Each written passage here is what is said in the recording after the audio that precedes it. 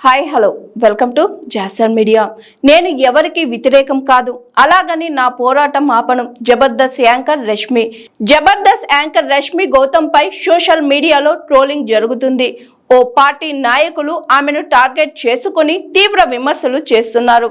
తాజాగా వీటికి గట్టిగా బదులిచ్చింది రష్మి.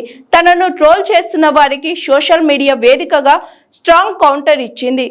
ఇలాంటి అవమానాలు వినడం నాకు మొదటిసారి కాదు. నా సోషల్ మీడియా ఫైల్స్ మొత్తం గమనిస్తే పండగల జాతరల సమయంలో జరిగే జంతు బలిపై కూడా నేను గళాన్ని వినిపిస్తూనే ఉన్నాను.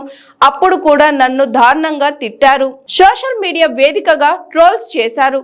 చివరకు గణపతికి గజమాల వేసే క్రమంలో అంకుశంతో ఏనుగు చర్మాన్ని చీల్చుతుంటే దానిపై ప్రశ్నించినందుకు నన్ను దేశద్రోహి అని కూడా పిలిచారు.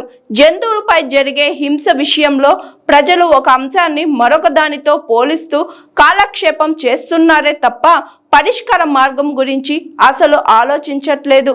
జంతువులపై జరుగుతున్న హింసపై నేను ఎన్నోసార్లు మాట్లాడాను, భవిష్యత్తులోనూ నా గళాన్ని వినిపిస్తూనే ఉంటాను. ఇక్కడ సమస్య ఏంటంటే ఒక విషయం గురించి మాట్లాడితే ప్రజలు మరొక విషయాన్ని ముందుకు తెస్తారు. కేవలం పోలికలు చూడటమే తప్ప ఈ జంతు హింసను ఆపడానికి ఎవరు ముందుకు రావటం లేదు. నేను ఏ పార్టీకి వ్యతిరేకం కాదు. ఏ పార్టీ అయితే జంతు సంక్షేమం కోసం కృషి చేస్తుందో నేను ఆ పార్టీకి బహిరంగంగా మద్దతు ఇస్తానని రష్మి తన పోస్ట్లో రాసుకొచ్చింది. ప్రస్తుతం ఈ పోస్ట్ నెట్టింట వైరల్గా మారింది.